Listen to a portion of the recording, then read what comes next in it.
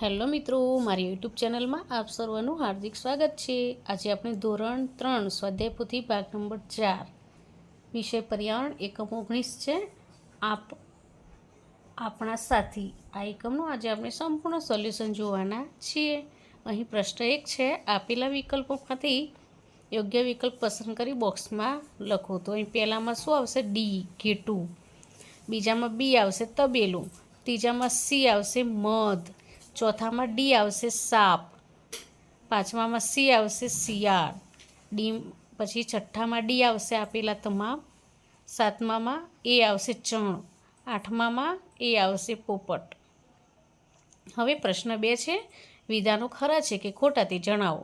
તો અહીં પહેલું વિધાન છે તે ખરું છે, બીજું વિધાન છે તે ખોટું છે, પછી ત્રીજું વિધાન છે એ ખરું છે, ચોથું વિધાન પણ ખરું છે અને પાંચમું ખોટું છે।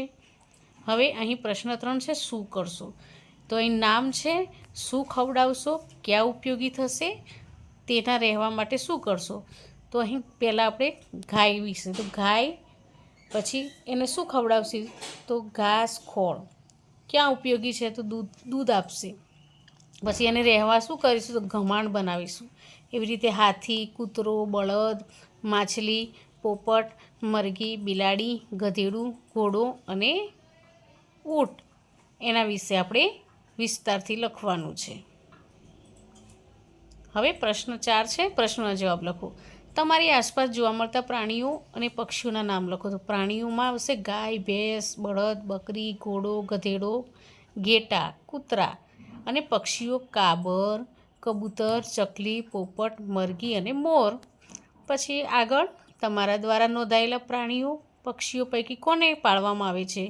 તો પ્રાણીઓ ગાય, ભેંસ, બળદ, બકરી, ઘોડો, ઘેટા અને કૂતરા, અને પક્ષીઓમાં કબૂતર, ચકલી, પોપટ અને મરઘી। હવે પાલતુ પ્રાણીઓ માટે કાળજી કેવી રીતે લેવામાં આવે છે? તો પાલતુ પ્રાણીઓને સમયસર ખોરાક, પાણી અપાય છે અને બીમાર પડે તો તેની સારવાર કરાય છે। પછી 4 છે, પંખીઘર શા માટે બનાવવામાં આવે છે? તો પંખીઘર પંખીઓને આશ્રય આપે છે, તેમને રહેવા માટેની જગ્યા મળે એટલા માટે બનાવવામાં આવે છે। પછી 5, પંખી પરબ શા માટે બનાવવામાં આવે છે? તો પંખીઓને સરળતાથી પાણી મળી રહે તે માટે પંખીઓની પરબ બનાવવામાં આવે છે। હવે 6, ખેતીના પાક અને ફળાઉ વૃક્ષો માટે પંખી કેવી રીતે ઉપયોગી છે? તો ખેતીના પાક અને ફળાઉ વૃક્ષો પરથી ઈયળો અને જંતુઓ પક્ષી ખાઈ જાય છે, આ રીતે ઉપયોગી છે। હવે પ્રશ્ન 5 છે, ચિત્રનો અભ્યાસ કરી એના વિશે માહિતી લખો।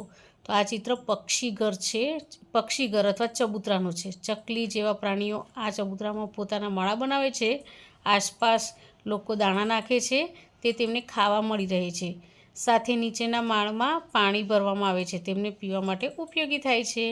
હવે આ ચિત્ર છે, આ ચિત્રમાં પંખીઓ પાણી ભરેલા કુંડામાં નાહી રહ્યા છે। ઉનાળાની ઋતુમાં પંખીઓને વધારે પાણીની જરૂર હોય છે, ત્યારે લોકો પોતાની ધરતી આજુબાજુ આવા પ્રાણીના કુંડા મૂકે છે, જેથી પક્ષીઓને સરળતાથી પાણી મળી રહે છે। તો મિત્રો, અહીં આ એકમનો વિડીયો પૂરો થાય છે। જો તમને આ વિડીયો ગમ્યો હોય તો લાઇક, શેર અને સબસ્ક્રાઈબ ચોક્કસથી કરજો, અને હા, જેને જરૂર હોય તેને શેર પણ કરજો। બાય।